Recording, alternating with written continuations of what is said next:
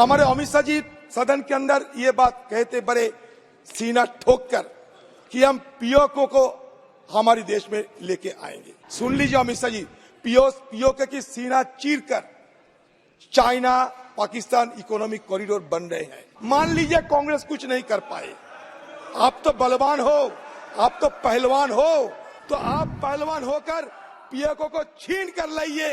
हम ये देखना चाहते हैं। मोदी जी और अमित शाह जी को मैं चुनौती दे रहे हैं, पीओके को हासिल करके रखिए। कांग्रेस पार्टी के नेता इतने जोर जोर से मुझे बहुत सारे सवाल कर रहे हैं, अक्साई चीन कब आएगा, पीओके कब आएगा, परंतु मैं उनको पूछना चाहता हूं, पीओके और अक्साई चीन किसके शासन में गया, इसका जवाब जरा दे दो। अमित शाह जी, ये बात तो सही है कि जम्मू कश्मीर में हम जो भी कहे,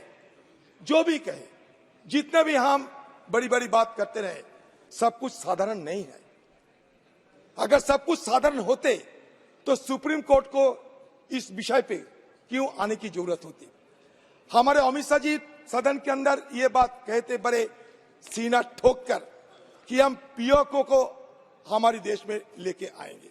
लेकिन आज क्या हो रहे हैं, आज पीओके की सीना चीरकर, सुन लीजिए अमित शाह जी, पीओके की सीना चीरकर चाइना पाकिस्तान इकोनॉमिक कॉरिडोर बन रहे हैं। उसका 3000 किलोमीटर की ओर रास्ता बन रहे हैं। आप कहते हैं कि हम पीओके के तरफ से किसी को नुमाइंदे बनाएंगे, लेकिन हमारा कहने का मतलब यह है, आप कुछ करके तो दिखाओ। मान लीजिए कांग्रेस कुछ नहीं कर पाए, आप तो बलवान हो, आप तो पहलवान हो, तो आप पहलवान होकर पीओके को छीन कर लाइए। हम ये देखना चाहते हैं। सदन के अंदर आपने बड़ी बड़ी बात कहते कि हम सियाचिन को हासिल करके रखेंगे, हम लद्दाख को हासिल करके रखेंगे। सियाचिन हमारे साथ है, लद्दाख को हम हासिल करके रखेंगे। आप लद्दाख में क्या किए हैं बताइए। अक्साई चीन को शामिल करेंगे क्योंकि अक्साई चीन पीओके के अंदर है, अक्साई चीन कश्मीर के अंदर है, पीओके कश्मीर की हिस्सा है। आपने कहा था, तो अगर आपने कहा था तो अक्साई चीन आप कब लाओगे, पीओके आप कब लाओगे। तो इसलिए पलवानी छोड़ के जो काम होना चाहिए, महिला जुबान पे पलवानी, मैं जुबान पे पलवानी की बात करते हैं, ऐसा नहीं किसी को अपमान करने का कोई इरादा नहीं। मैं जुबान पे पलवानी की बात करते हैं। बड़ी बड़ी बात तो कहते हैं, उस पे भी जो पीओके है उस पे भी महिला आरक्षण रखा है, चिंता मत करो। हाँ सर, बात तो यह कि पीओके तो हमारे हाथ में नहीं है, तो अमित शाह जी कहे कि कब पीओके हमारे हाथ में आएंगे। बलवान पुरुष है इसलिए पूछ रहा हूं, ये दोनों सुबह शाम हाँ करके दिखाइए, चुनाव होने की पहले करके दिखाइए। मोदी जी और अमित शाह जी को मैं चुनौती दे रहे हैं, पीओके को हासिल करके रखिए, क्योंकि हमारे इस सदन में 1993 में ऑल पार्टी रेजोल्यूशन हुई थी कि पीओके हमारे हाथ में लगना चाहिए। अब चीन वहां से सड़क बना रहे हैं, चीन के खिलाफ एक बात नहीं कहेगी। गृह मंत्री माननीय अध्यक्ष जी, कांग्रेस पार्टी के नेता इतने जोर जोर से मुझे बहुत सारे सवाल कर रहे हैं, अक्साई चीन कब आएगा, पीओके कब आएगा। अब बिल तो वो पारित हो चुका है, वरना मैं जवाब दूंगा भी, परंतु मैं उनको पूछना चाहता हूं, पीओके और अक्साई चीन किसके शासन में गया, इसका जवाब जरा दे दो।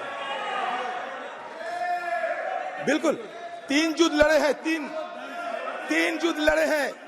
अब तक कुछ नहीं हुआ, इसलिए कि हमारी देश में इंदिरा गांधी जैसा आयरन लेडी थी।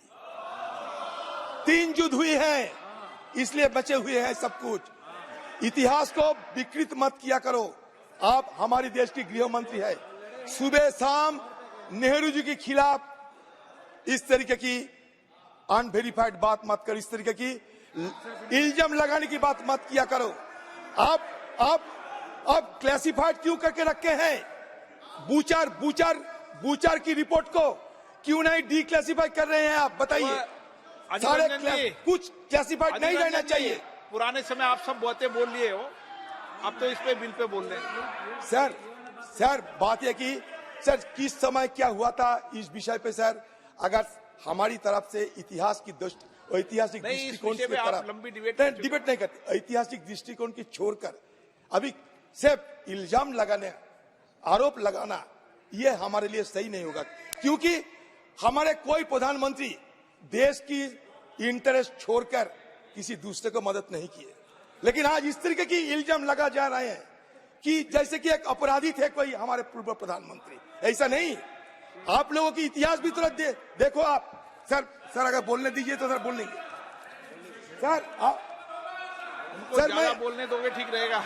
सर मैं आप लोगों की इतिहास थोड़ा बताना चाहते हैं। अमित शाह जी श्यामा प्रसाद मुखर्जी की बात कह रहे थे उस दिन। आपको याद है 1941 में श्यामा प्रसाद मुखर्जी और फजलुल हक, एक हिंदू महासभा की और एक मुस्लिम लीग, दोनों मिलकर बंगाल में सरकार बनाई थी। आपको याद है? इसके पीछे कारण क्या थी? और वो श्यामा प्रसाद मुखर्जी फजलुल हक से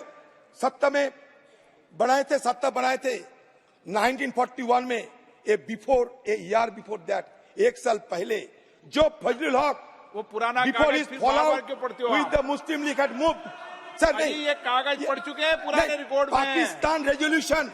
पाकिस्तान रेजोल्यूशन फजलुल हक ने तय किए थे 40 साल में, और एक 40 साल मुल्क के साथ आप सरकार बनाने गए। आगे बढ़े। सिंध में नॉर्थ वेस्टर्न फ्रंटियर में मुस्लिम लीग के साथ क्यों अपने पार्टीशन की मदद करते हुए सरकार बनाए थे? चलो, जवाब है आपके पास।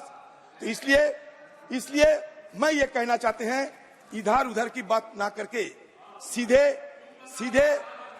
सीधे देश की हित की बात कीजिए। और सुबह और शाम आप फिजूल इल्जाम लगाते हुए किसी की अपमान मत किया करो। अगर अपमान करना चाहते हैं तो खुले सदन में सुबह से शाम तक चर्चा करने की जरूरत है।